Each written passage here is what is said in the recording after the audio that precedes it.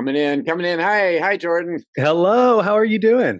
Oh, good and happy. How are you? I'm good. It's so nice to finally virtually meet you face Make to some face. contact. I know, right? Yeah.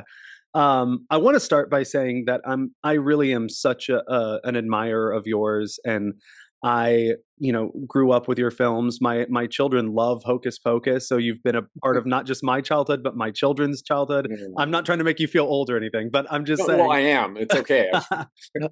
No, but you've been such an integral part of my family, and every year on Halloween we rewatch Hocus Pocus, and Thank it you. just means so much to me, all of the beautiful work you've done over the years. So had to get the mushy stuff out of the way first, and Oh, I let love you the mush, and know. Okay, who could hate hearing that? Yeah. yeah, yeah, You like exactly. my movies? How dare you? But I'm so excited. I obviously want to talk more about your movies, but I like to kind of rewind and start at the beginning. So I was reading up on you and saw that you were the youngest of four boys, and I feel like that's a good place to start. What was Yeah, that dynamic like growing up? What was home life like for you as a kid? yeah. When you're the youngest of four boys and your three older brothers are handsome, athletic, popular, you kind of do live in their shadow. And this was growing up in the Midwest in Indiana. And I was the gangly one that didn't really have the same athletic skills that my brothers did. All three of them went to university on full ride scholarships for one sport or another, Wow.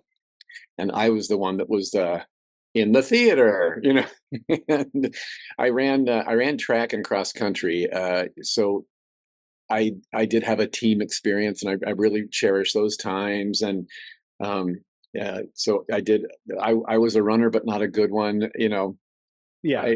I finished races, but I never won any. And that's fine. I think that's a life lesson right there. Yeah. Finish the race, and if and feel good about what you did get to do, not who you beat. But my brother, people assumed that I was beaten up by my brothers. No, they were not physically. They were more mental tormentors.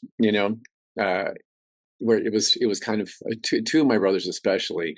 It was fun for them to get into my psyche and torment and get a reaction out of me. Mm. Like where I would go, no, stop, whatever it was.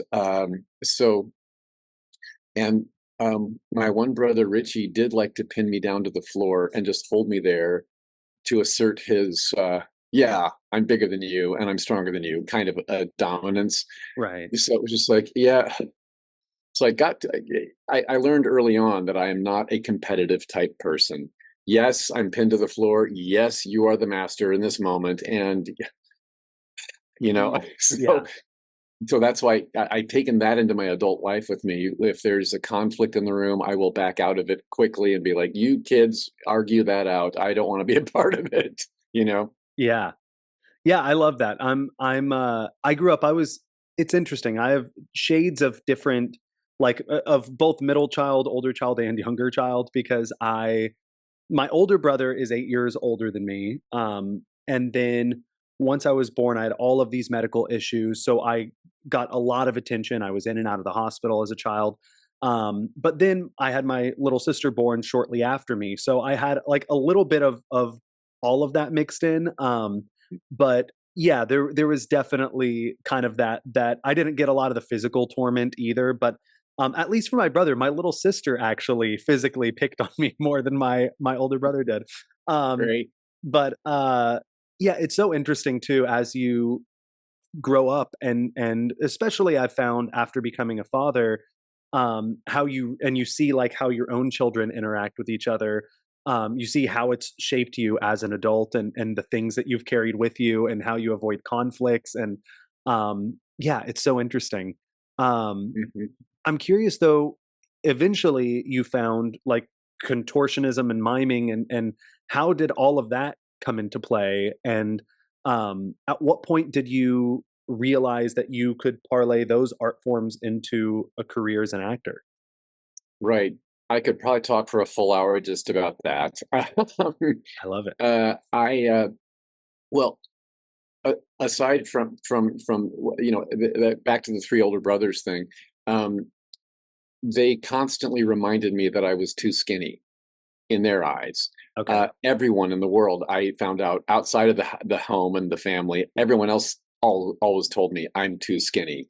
We need to fatten you up. You're too skinny. Are you on a hunger strike? What's your problem? And I thought that there was something horribly wrong with me all these years. Like whatever my body is, it's wrong. And now, if you are the opposite, if you are a rounder person, that you should not. That's taboo to talk about. You don't mention that. If you're a skinny person, all bets are off. You are fair game for any kind of commentary from anyone. so, um, and I believed them. I thought, oh, that I am just the ugliest, most hideous thing, and my neck was mentioned quite a bit when I was a kid, being having a long, skinny neck in the Midwest and growing up in Indiana. When it's like you're just an easy target for making fun of. I was called an ostrich and a giraffe many more times than I can count. Yeah. And when I finally saw an ostrich in an encyclopedia, I was like, "Oh, that's not pretty." I mean, wow, wow. Uh, and if that's what people think of me, then I let it creep in, and that's what I thought of me too. Right. So that I so I kind of developed a sense of humor and became sort of the class clown as a defense mechanism. Hmm. If I was going to walk into a room and people were going to laugh at me, I wanted to control why and when and how that happened. So that so the physical tomfoolery began. I discovered at an early age that I had very flexible legs. I could sit in funny positions and watch TV comfortably. And my brothers might be like, "That looks weird." And you're like, "Oh, you want to see weird?" And I'd put my leg all the way behind my head. And that's how I discovered I could. I just pushed the limits on what looked weird and found that it was like horrifying to some people, entertaining to some people. So the contortionist part of my resume was born at an early age, simply because I wanted to see how grossed out I could make people. And then the mime part of that came into play when I got my first year at Ball State University in Indiana. I was living in a dorm, and down the hall from me lived a senior named Reed K. Steele, who ran a mime troupe on campus that he started and called Mime Over Matter. That's Get good. it? Yeah. And so I in the cafeteria of our dorm, he was watching me and observing me a lot, and he finally asked me one day out of the blue. I didn't know him at all. Have you ever heard of mime? And I said, we've in my high school drama class, pantomime. Am I in the right? Yes, yes, yes. He said, we have a mime troupe. I'd love for you to come see one of our performances. You've got a thing going on that looks like it would fit in our troupe pretty well. Being a tall, skinny guy who uses his hands a lot when he talks and is very expressive. So I went and saw one of their shows, and I was like mesmerized by the nonverbal communication that happened with all these visuals and minimal. You're on stage with just people in black leotards, white gloves, and white paint on their faces with little lines drawn on, and no props, no sets, no nothing. Um, and so many. I laughed, I cried, I saw stories happening, unfolding. It was really I fell in love with the art form right away. So I auditioned for the mime troupe and got in. And by the time I was a senior, I was the leader of the mime troupe, asking the freshmen, "Hey, you want to join the mime troupe?" So uh, so that's kind of how that part of my resume got built.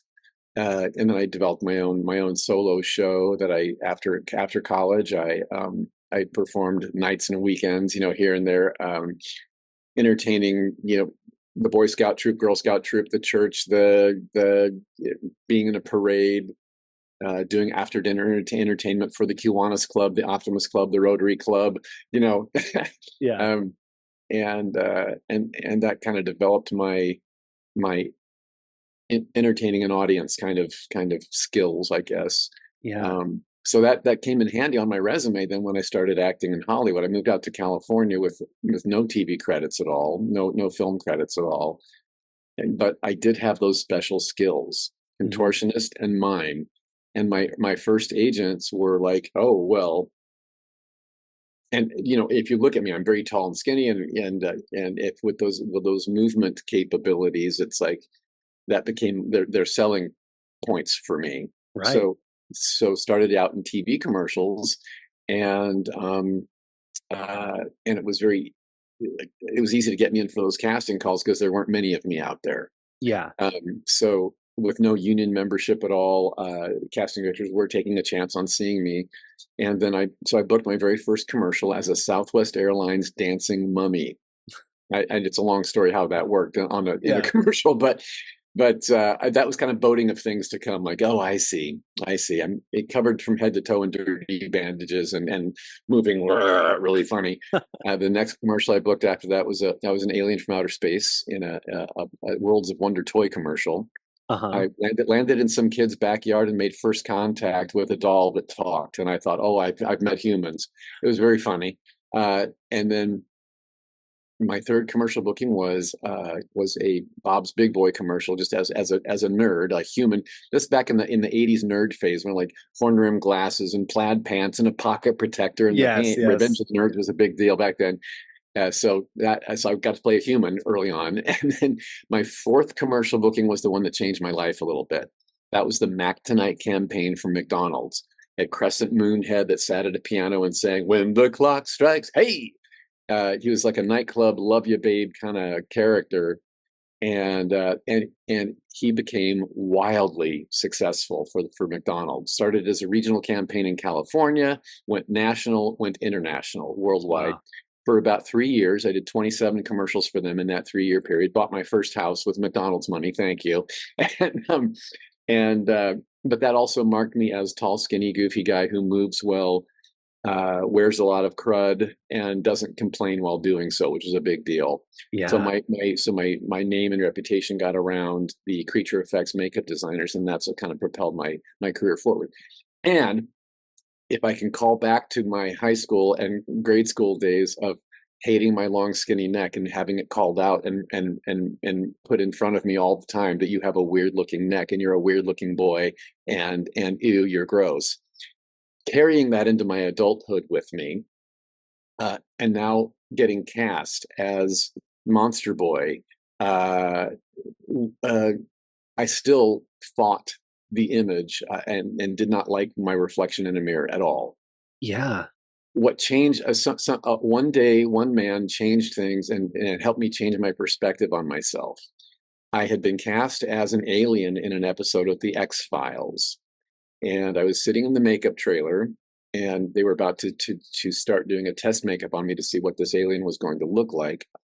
The creature effects designer John Vulich, God rest his soul, he's passed away a long time ago, but he started walking around me, and he was looking at me from all angles with this fascinated look on his face. And I thought, oh, here goes. And he said, "Has anyone ever told you what a beautiful neck you have?" Jordan, I can't tell you. I mean, I almost well up to hearing it, retelling the story now.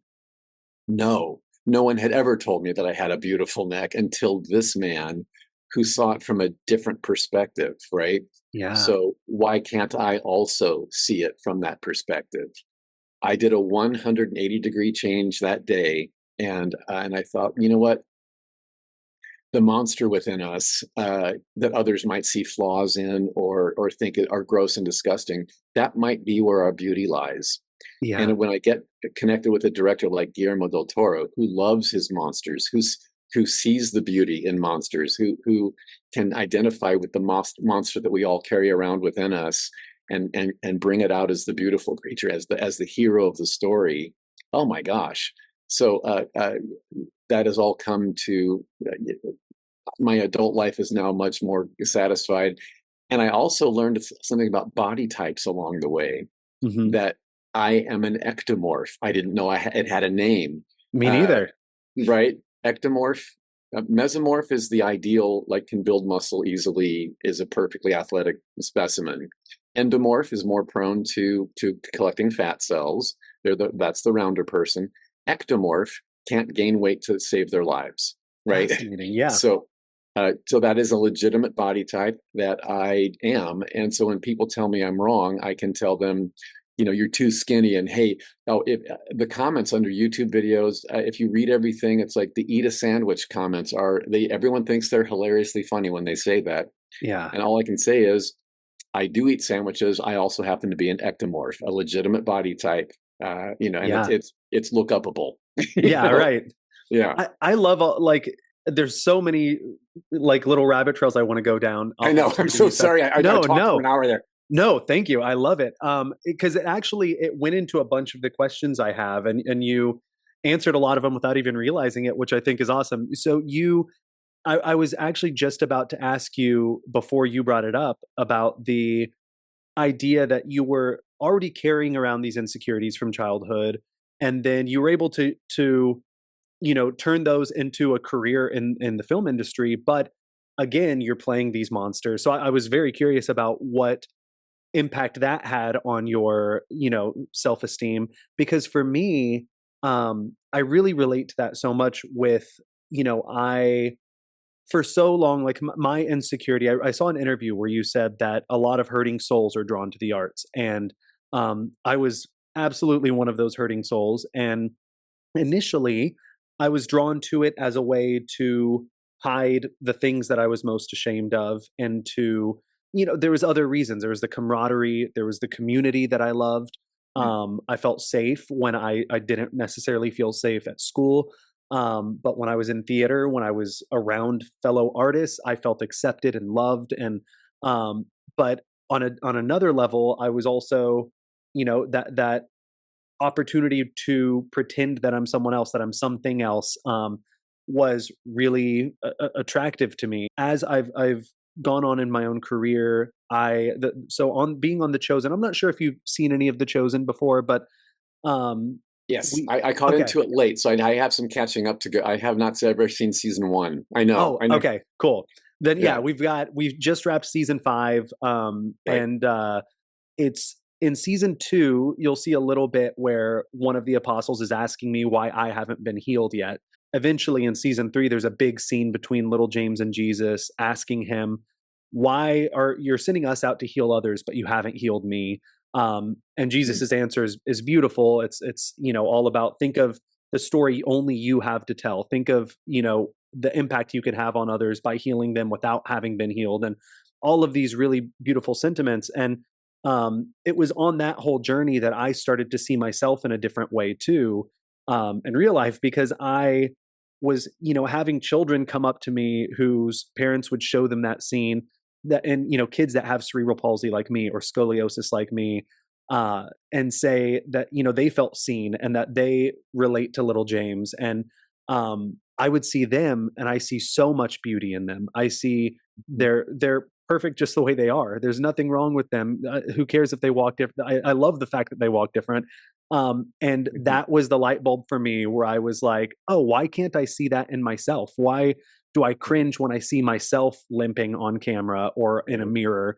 And it's such a, it's, I love how art has that ability to, it starts out sometimes as a way for us to try to escape these things that we're insecure about, but eventually it just holds a mirror up to them and forces us to embrace them and to finally see the beauty in them. So I'm so glad that you were able to, do the same, that you do see that your neck is beautiful, and that, it's it's something that in hindsight, like, because I'm sure that you see other long necks on people and think, oh, that's a beautiful neck. I um, absolutely do. and Yes. yeah, but then with yourself, it's just a totally different lens when you're seeing yourself. But where was I going with oh yeah, the next, considering all of that and then kind of becoming the go-to creature actor in Hollywood, Mm. was there ever a moment that you kind of started to resent that title or resent that reputation, where you were wanting to pursue more like traditional roles, or felt a need to like prove yourself as a non-creature actor or anything like that? Was there ever any Yeah. of that insecurity like floating around? Well, no, I wouldn't say no. I never got bitter about that, I've been playing humans all along in Right. lesser Yeah. known things. So I'm more known for the monster roles that because they show up in bigger productions that are Sure. with more critical acclaim and all that. But having played, I've guest starred on a lot of things, done a lot of commercials as humans, a lot of independent films with humans along the way. Um, but I'm at a place right now where I'm 64 years old, so I'm feeling like with the rubber bits, the older I get, the older that process gets. Yeah. So I am actually pursuing more human characters now than before, and kind of uh, I'll never say never. So if a rubber clad monster role is presented to me and it sings to me, then of course I'll pursue it. But right now I'm really focusing more on humans. So, but and it's been filmmakers have been responding to that and wanting that and coming to me seeking me for human roles. So it's been going really well. So I never once felt like, when the people say pigeonhole, are you ever resent being pigeonholed? Absolutely not. Yeah. I think being pigeonholed is a gift. That means that you are castable as something, and so many actors out there are struggling to get a role. So if you're getting offered a role, the same type of role again and again, blessing, right? Yeah. And that established my career to the place where I could jump off.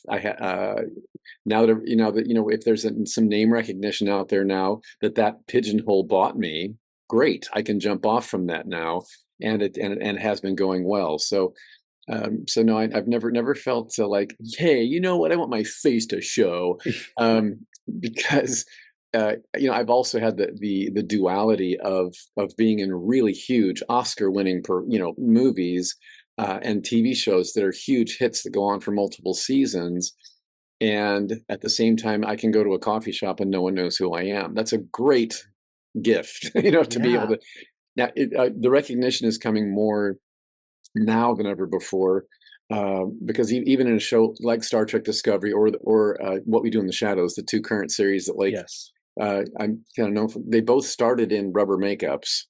And in Star Trek Discovery, there were two episodes in season three where I went into a hologram program and morphed into a human version of Saru, my Kelpian alien character, looking like this. So that face was out there to be recognized and married to the character of Saru. And on What We Do in the Shadows, I started as a rubber-clad, pointy-eared, vampire Yeah. that has now morphed into this with a wig. So these are gifts that like the shows have given me that give me more facial recognition.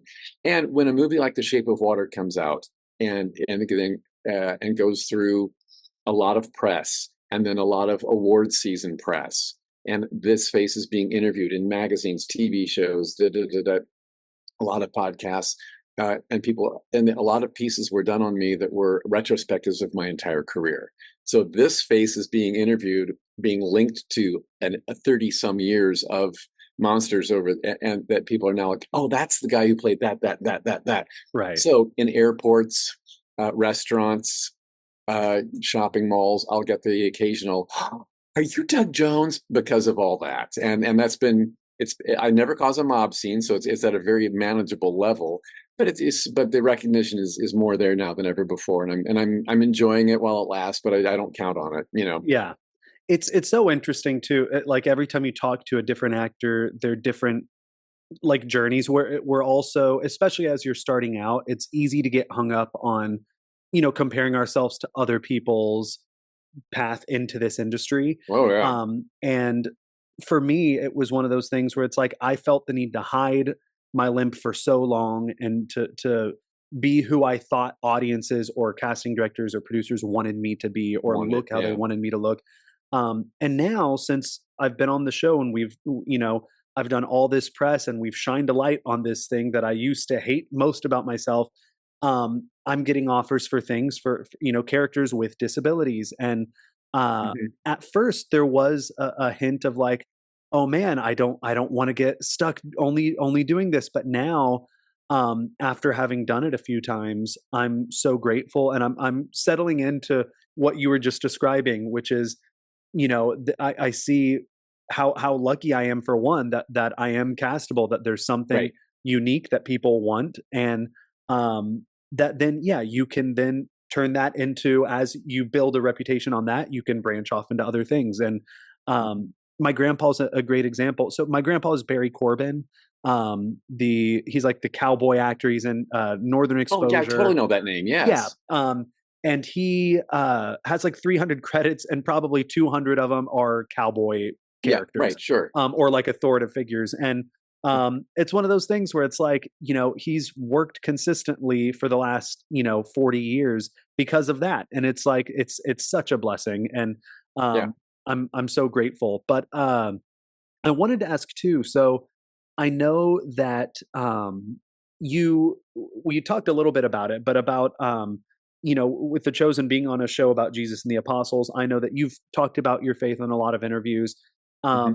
And I read one where you said initially you were apprehensive to accept your role in Hellboy, just based on the title and like the The title. description Yeah. of it and everything. And I grew up Christian as well, and I've it's been so fascinating how my art and my journey as an actor has informed my faith and challenged it in so many different ways. Sure. And I'm so interested, like for you, you said that eventually, once you read the script, that it challenged and nurtured your faith in ways you didn't anticipate. So what was that like for you? And as someone who's been in so many horror films that explore some really dark themes, Hmm. um, within Christianity in particular, there is often a fear tactic used to kind of influence children or even adults, as growing up, for me in the church at least, there were some fear tactics that were used to try to get you to behave or things like that. So as someone who's been a part of so many horror films, how has your relationship with faith and fear kind of like been informed throughout that whole process?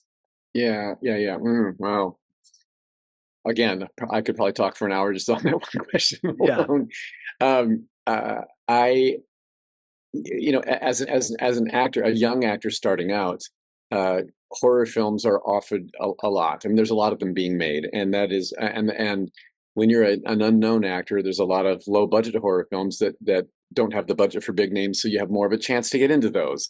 And so early in my career, I said yes to a couple that I probably wouldn't say yes to now, but out of the fear is not our friend. By the way, I hate fear, Yeah. and uh, just out of the fear that, like, oh, if I don't say yes to this, I'll never get cast again in anything, or I don't want to be the guy who says no.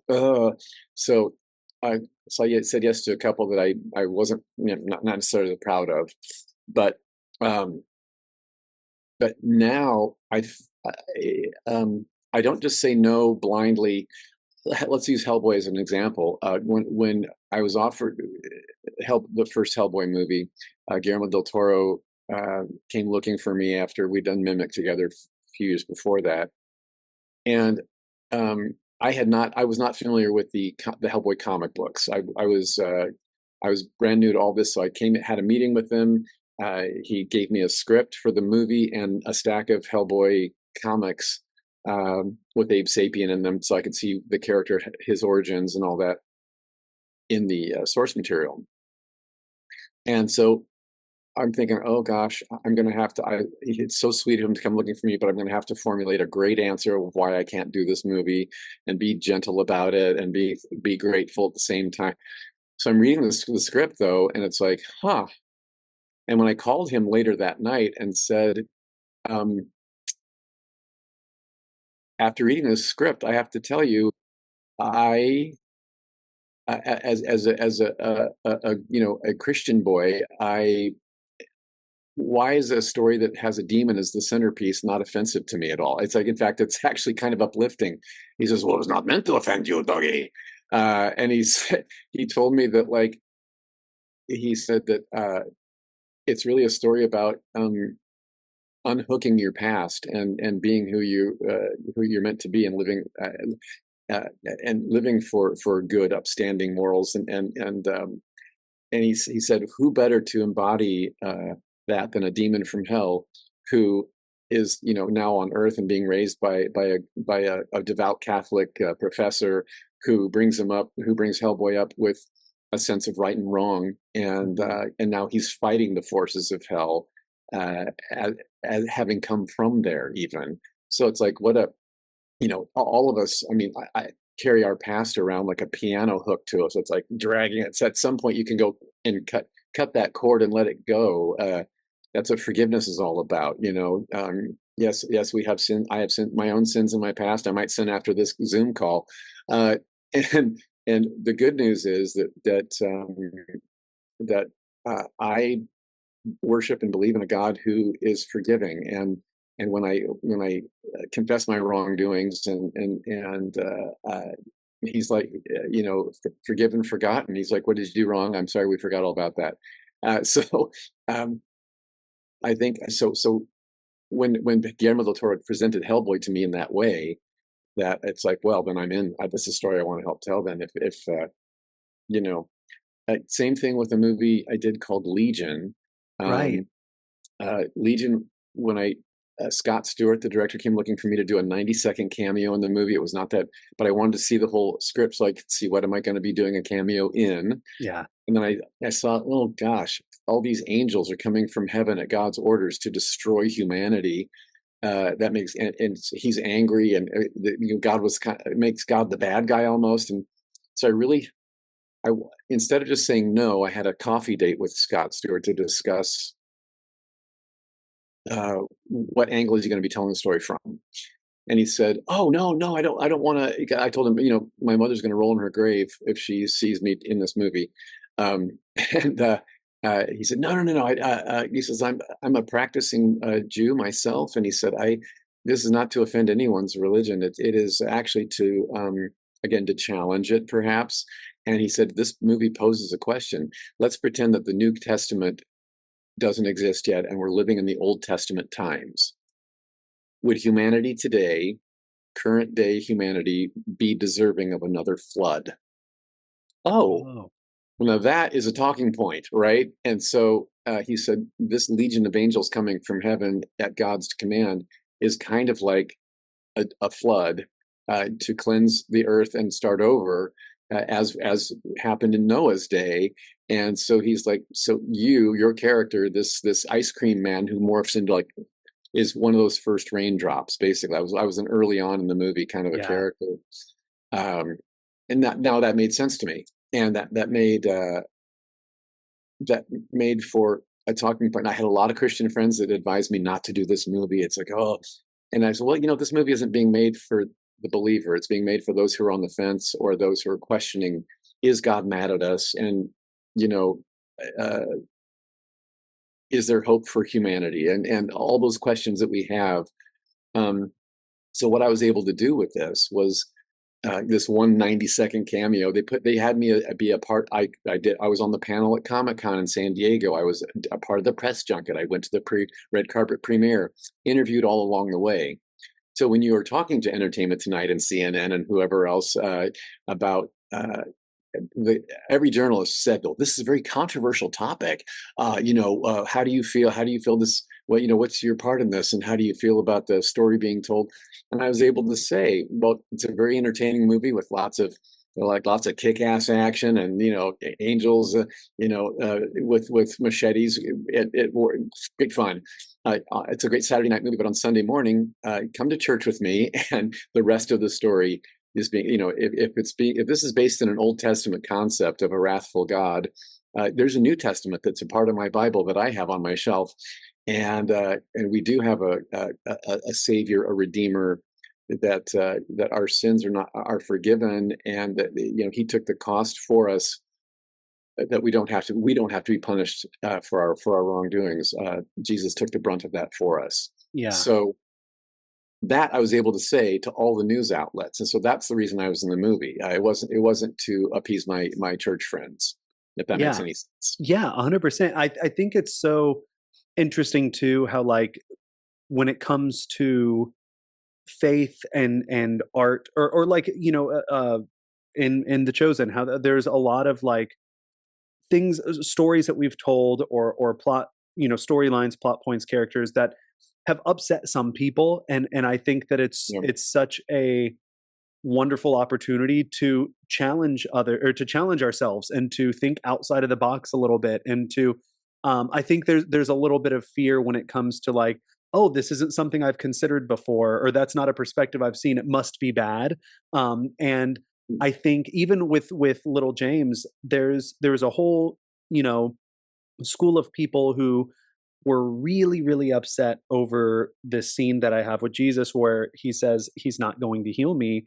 And I've had people come up to me in public and say how much they disapproved of that scene and the message of it, Mm, mm, and wanted to pray for me right there in public to be healed, mm. and things like that. Where you know, I don't think it's ever mean spirited. I think that No. people that have done that all mean well. I think it's so important to have those conversations, and that's why I think films like Hellboy or Legion are so great because they're able to stretch us and make us just view things from a different lens, which is so cool. Yeah, Um, don't you think that like when I see uh an actor like Peter Dinklage, for instance, yeah, uh I love seeing him in roles where it's never mentioned his size is never an issue. He's yeah, just playing a leading man now. I love that, it's great. right? And I also what you're talking about, there's an age old question out there of like, why does God heal some and not others, and why do bad things happen to good people? Age old question, right? Yeah, But I think our perspective is it really a bad thing in the end, or is it God giving us an opportunity to reach out to others? Let's take kids with cancer for instance. yeah, I've yeah, never met stronger, more grounded souls in my life than a child dealing with something like that. And as when you're talking to them, you're trying to they're the ones comforting me. Do you know what I yeah, mean? They're the ones, right, that showing me that like that life is worth living every day, and every day is a gift, and so let's use that gift. I mean, that is something that I wouldn't have heard from a person who didn't it wasn't in that situation, right? yeah, yeah. So there's a purpose for all of us and where we're at, I think. Yeah, I think so too, and I think that I had a conversation with someone, I forgot who it was, about this the other day, but how I think too often, and I felt this growing up within the church as well, at least in my community, it felt like if anyone was friends or had a family member who believed differently or had just a different opinion on something or a different faith or whatever it is, it seemed like the foundation of that relationship was like, well, I have to change this person's mind, and it, Yes. it Oh, was like that was the approach. yeah. But I feel the if you're not leading, or if the thing you're leading with in every relationship in your life isn't, I want to love this person Right. first and foremost, Yes.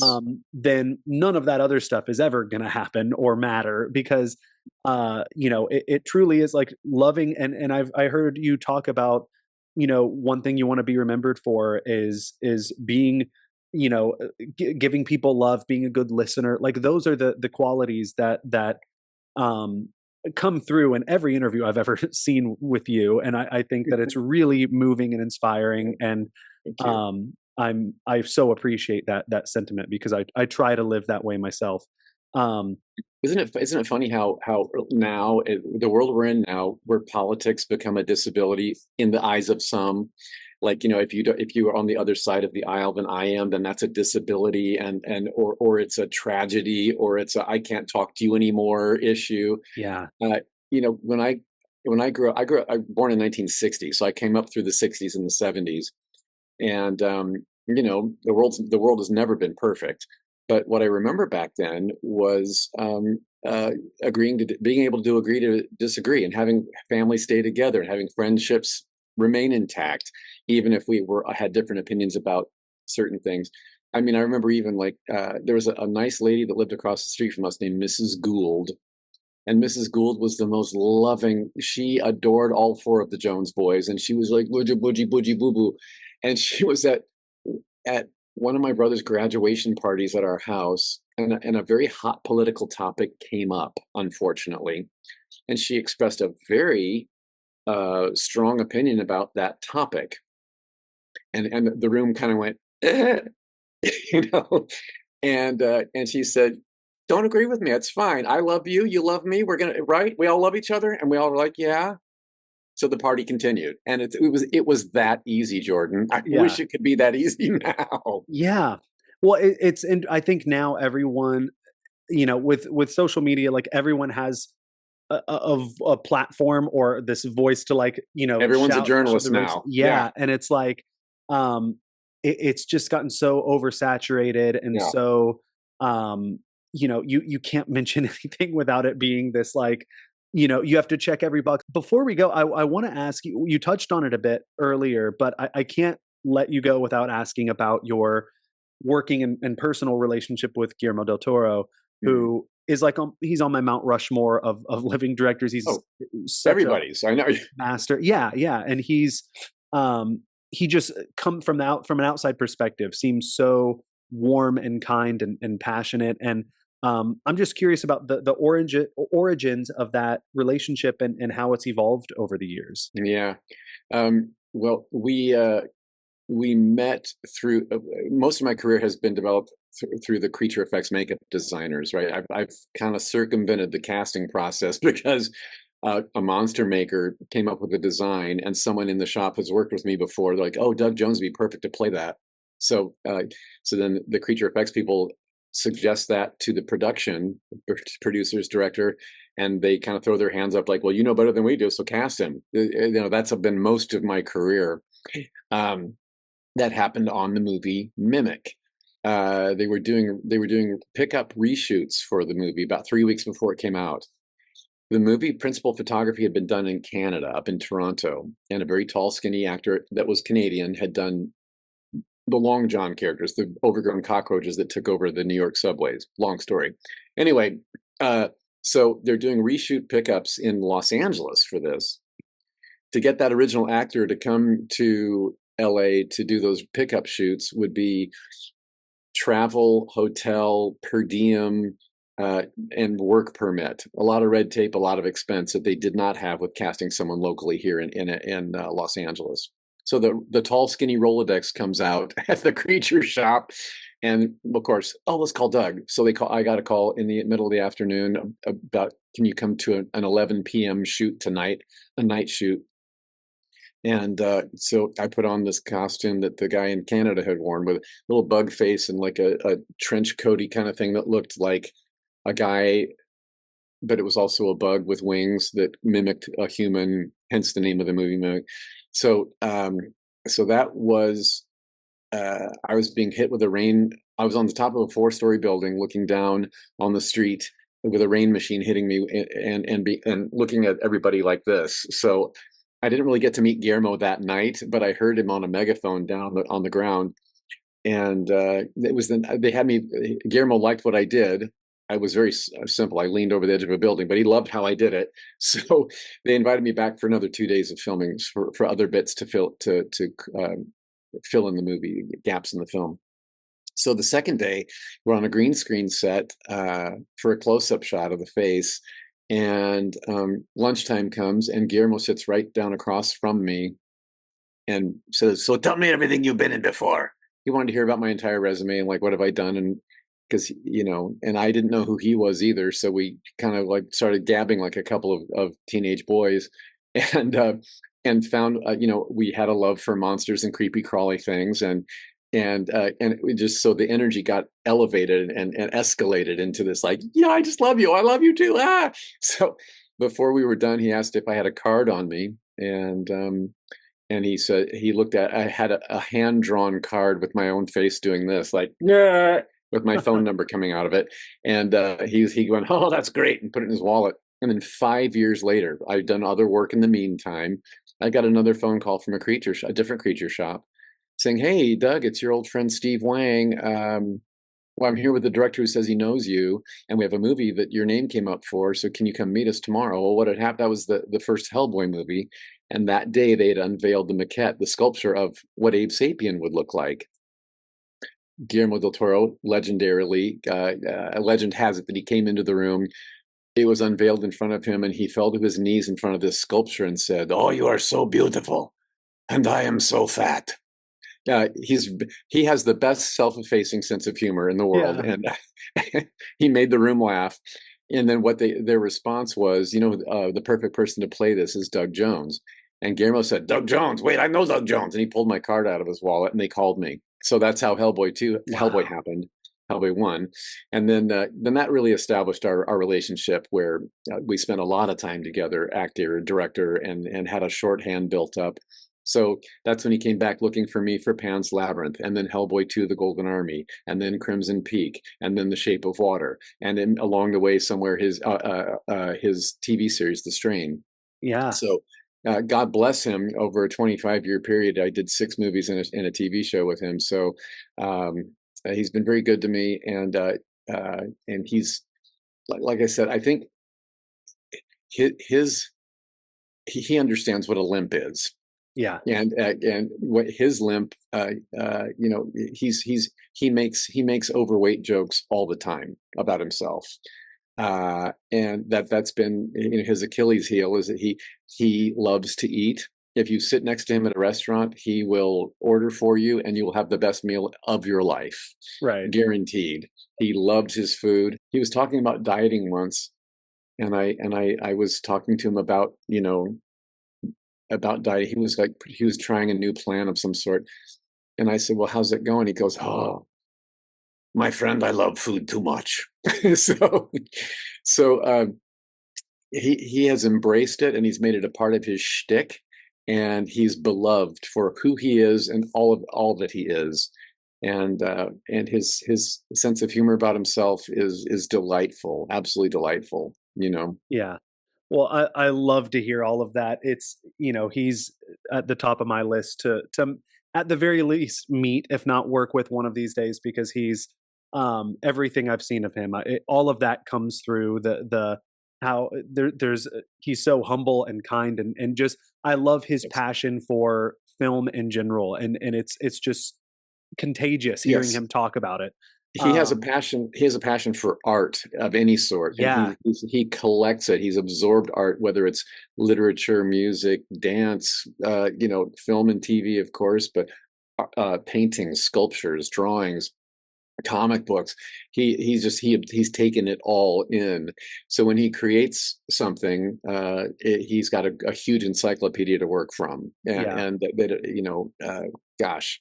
But he makes his own unique things. He never copies somebody. He yeah. does an homage to them, yes, but he's got his own Del Toro spin on whatever he makes. You, me, and Peter Dinklage, and our height and disability, none of it's ever mentioned. It's just there, and it's just a little character study with these three unique body types. I kind of Um, love it. awesome. Well, before I let you go, I have one final quick question that I ask all of my guests. And you've been so gracious with your vulnerability and talking about insecurities and all of that. So I like to end on a positive note with the question, what do you love most about yourself? Oh, well, it's very humbling to try to. Well, here's what I'm great at. But you didn't ask what I'm great at. You asked what I love about myself. Okay. Um, Golly, I that's been a tough one for me because there was I came up in the world not loving anything about myself. Mhm. So, but what I find is I do the convention circuit, the fan convention circuit, whether it's comic book conventions or comic cons or sci-fi cons or horror cons. Um, and on the convention circuit, when I meet people one on one at a time, their feedback of me is like, "Huh." They, I get, I is so sweet and kind, and I'm so appreciative of those fans that I hug everybody who comes to my table. I to the point where that's become like like a trademark of mine that I'm the guy who hugs you. Yeah. And so I think you know if I'm remember once I'm gone from this earth, I suppose my resume will speak for itself, and I'll be remembered for the movies and TV that I made. But I would really like to be remembered as the guy who hugged people, who hugged he's the one who hugged me when I needed it most. Um, so I do love that I was terrified of physical contact when I was younger, because I thought, because I had a fear of rejection. I thought if I reach out, I'm gonna get my hand slapped. Yeah. I lived with that fear, and now, but I found out that like you know, I believe in the five love languages, right? And again, upon review, it's like the giving and receiving of gifts, quality time, acts of service, words of affirmation, and physical touch. Physical touch and words of affirmation are my two strongest. Me too. And but I didn't discover that physical touch until later in the game.